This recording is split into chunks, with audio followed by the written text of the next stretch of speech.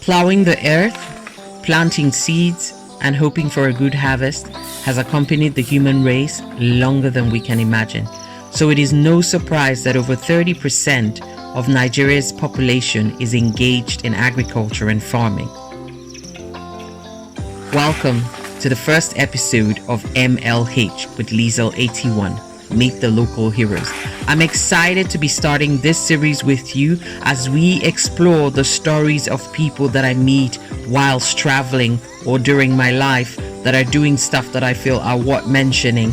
So today we will be accompanying Cityfarmsng to their first sweet corn harvest and also look at the concept of greenhouses in urban communities and how you can use it to produce food for yourself as well as your community. Okay, let's get it started. So, as this is the nature of this logistics, so if we have my plan is to have a fridge. Not a frozen room, but a cold room. So as things are getting fresh, don't bring them in. So with that, you have an extra 2 weeks of everything. Hey, morning guys. This is the first time I'm closest to being outdoors since the whole corona thing, and that's our car packed up there, my brother's car. We're going to his farm. We're going to do a big harvest today. So I'm looking forward to it. I'm excited to be outside and hear this many birds and chickens and animals. Yeah, it's exciting times. So let's see. Cityfarmsng runs a 5-acre farm in Lagos. The vision behind City Farms is to provide high-grade farm fresh produce to consumers from farm to table in 36 hours or less.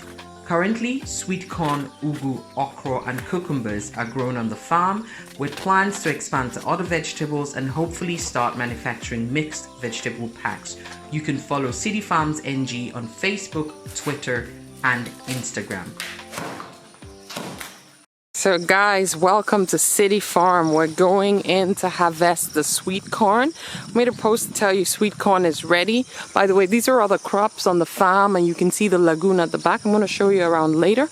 But we're going to do some corn harvesting today. So let me take you through the farm and show you the corn crops and a bit of the harvesting process. It's pretty manual right now, but we'll see how quickly we can get this done.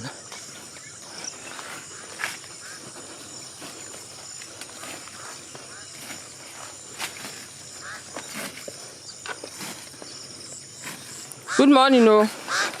Well done. Good morning, madam. Well done. So those are the corns still on the plants. So for those of you that have not seen corn on cob, this is it. These are the corn plants.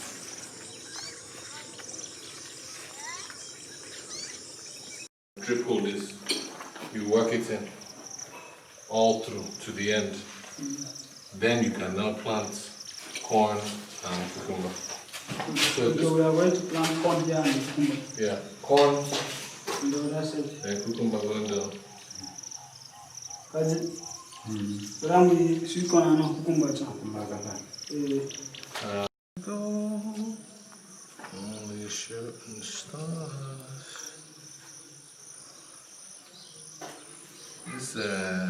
This foul something. So you may be asking yourself, how do you know when the corn cob is ripe to be plucked? If the strings coming out of the corn are already very dried and brown, then they are ready to be plucked. So you see that all the ones that have been harvested now are really dark brown and are ready to be harvested, which is why they're the ones getting harvested. I'm going to show you on the plant like this. These are not yet ready because until they are very dry, they're not ready to be harvested yet. Hey, hi, so this is first corn harvest and sweet corn is good. Officially what we're expecting from what's already almost good to go is about a ton, roughly, of corn. And today I think we pulled out somewhere between 150 to 200, I hope, kilos for supply. And we're really trying to push the envelope to meet that need right now. So that's what it looks like. And I'll give you more updates later. Let the that guy wife to come and help her. So maybe she do something to send that. Yes, but let Derek come.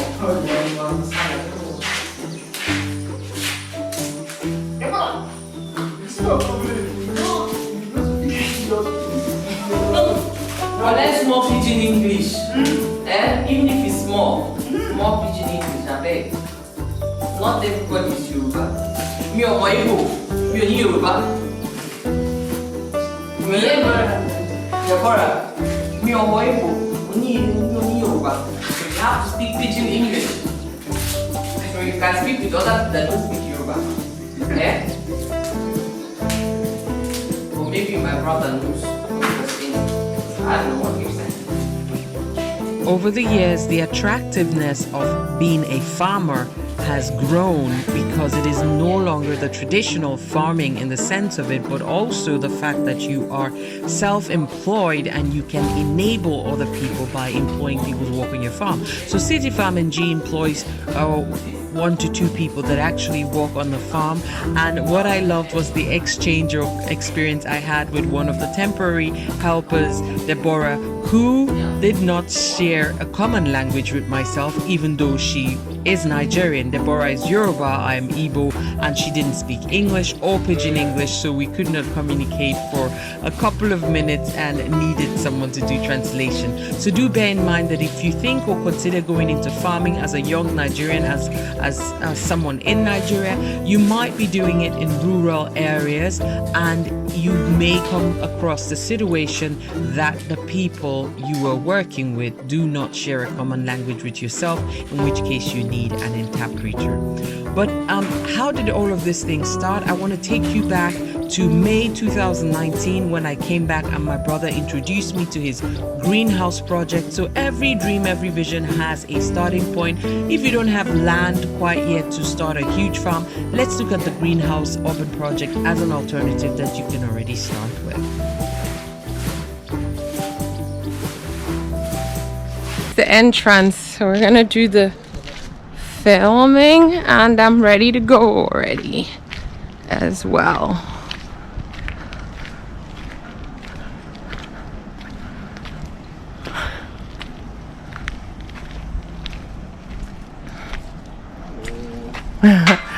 So, hello. Hello.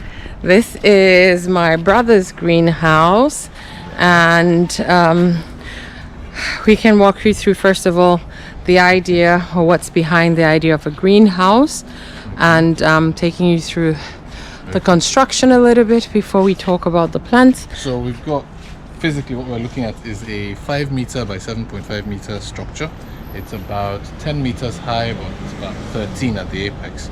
So this gives us 37.5 square meters of planting space. And it's all steel, coated steel, and a mesh to protect the plants from insects, bad weather, and intense sunlight. So why did we do this? One of the major reasons is because we're in a residential estate, and the estate has a lot of green areas, and funny enough, it has quite a number of retirees, young families as well. And the idea was to show people what they could do with a space like this near their residences. So that's one half of the equation. The other half is the actual agriculture of it all, which actually produces crops that people can eat and or sell if they produce many enough. So what we are doing here with this space is twofold. It's a community project, and it's also a business.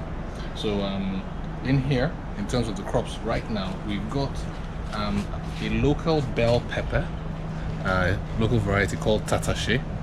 Then that's, we've got lots of those going all the way down this line. We've got 2 habaneros over there, and another type of pepper called the Scotch bonnet that's closely related to the habanero. And in this line right here, we've got cherry tomatoes. I personally love cherry tomatoes because number one, I love tomatoes, and then I eat lots of salads, so I love having them in salads. So I thought there'd be a nice one to grow and keep in here. We've got 3 varieties of cherry tomatoes coming up, and this is just where we started. Apart from this, over there in a ground-based planting bed, we've got cilantro and beetroot growing.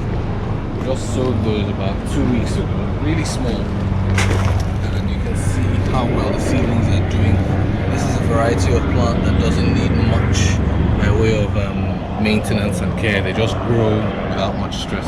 So we're going to have ultimately about 8 crops in here.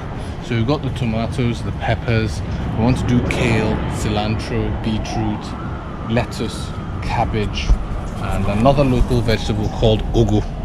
So we'll practice with all of those to see what works here, what doesn't work. And at the end of the day, using the latest technology, we can save water, which is a major concern for Nigerian farmers. Get your agriculture done with as little water as possible. Also get a lot done with as little space as possible. So using latest technology, we hope to maximize this space. It's actually possible to do a 5-to-1 ratio. So what you would have done with 5 plots, you could do 1 plot. So that's one of the things we want to achieve with this. And like I said, as we're doing it, we're also open to teach other people around the estate how they can grow little things around their homes for themselves. And then if they grow it big enough, they can sell to other people. Hey, so that's us in a nutshell. Cool. Thank you Estate for the intro. It's the Estate Garden in Maryland Housing Estate by my brother. So we're going to follow the project, see how it goes. Like I said, there are already cherry tomatoes, the habaneros growing.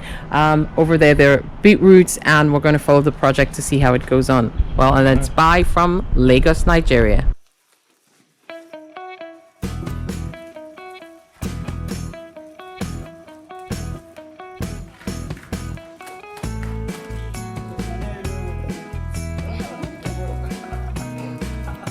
So my good people, it's a wrap for today. And if you are up and about in Lagos or in Nigeria and you have some cravings for some homegrown vegetables and sweet corn, cucumbers, peppers, tomatoes, don't forget to check out Cityfarmsng. I'll be dropping in their links right now so you can order your sweet corn or other vegetables.